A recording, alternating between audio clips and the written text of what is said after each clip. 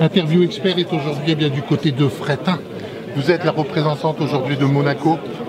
Que représente pour vous, entre Monaco et Fréthun, ce mémorial de l'OTAN?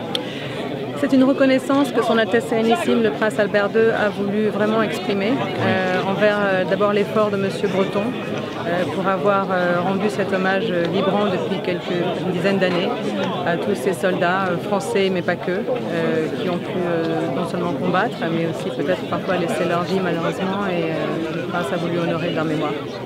Est-ce qu'aujourd'hui, effectivement, un mémorial comme celui-ci doit être beaucoup plus suivi par les jeunes que par les anciens? À mon sens, bien évidemment, c'est évident que l'effort de mémoire doit se perpétuer, et c'était aussi aux anciens, à ceux qui ont vécu, qui peuvent témoigner aujourd'hui, de passer le message. Et je pense qu'il y a une majorité de jeunes qui est prêt à écouter le message et à le respecter aussi. On a vu quelques jeunes durant la cérémonie. Et je pense que c'est tout à fait honorable et tout à fait un devoir qui nous appartient à nous de faire passer le message, bien sûr. Le prince de Monaco, aujourd'hui, s'il serait présent à vos côtés, quelle serait sa décision et quel serait son objectif entre Fréthun et Monaco?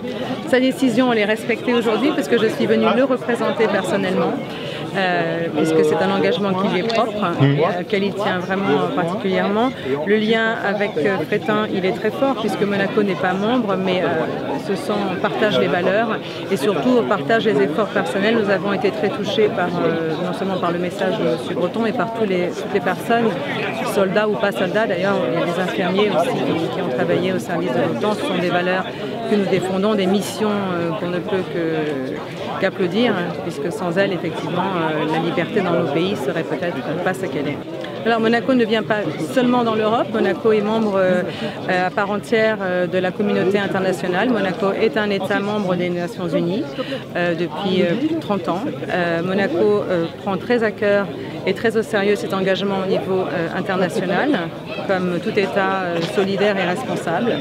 Et bien évidemment, cet engagement se traduit dans d'autres enceintes internationales, comme le Conseil de l'Europe, comme la francophonie aussi, et on partage ça avec d'autres collègues francophones. Donc oui, on prend très au sérieux nos engagements dans la communauté internationale, qu'elle soit élargie à l'Europe, même méditerranéenne. Nous sommes un acteur qui regarde vers l'extérieur aussi. La dernière question, le cas échéant, vous auriez une baguette magique. Qu'est-ce que vous aimeriez pouvoir proposer?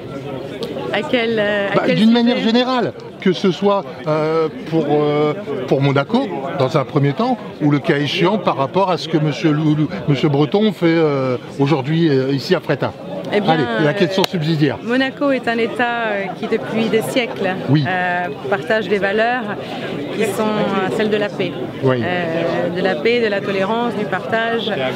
Et je pense que c'est un objectif que tous les pays partagent, tous les pays responsables partagent. C'est certainement un objectif que partagent tous les pays membres de l'OTAN, et c'est ce que essaie de défendre M. Breton et tous les gens qui se battent sous les drapeaux respectifs de leur pays à ce sens. Donc la paix, effectivement, ce serait votre mot de la fin? Ce serait bien, oui. Merci beaucoup. Merci à vous.